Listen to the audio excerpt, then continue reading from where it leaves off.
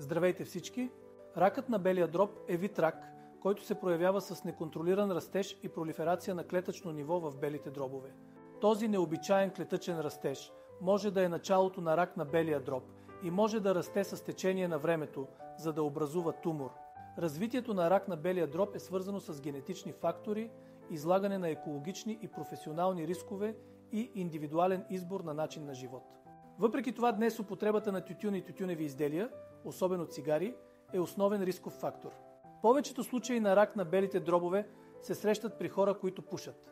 Други рискови фактори могат да включват пасивно пушене, замърсяване на въздуха, излагане на радиация, генетично предразположение и някои професионални експозиции. Тъй като ракът на белия дроб не предизвиква симптоми в ранните си стадии, болестта обикновено се диагностицира в по-късни стадии. Поради тази причина, ако сте изложени на един или повече рискови фактори за рак на белия дроб, препоръчвам ви да се подлагате на редовни медицински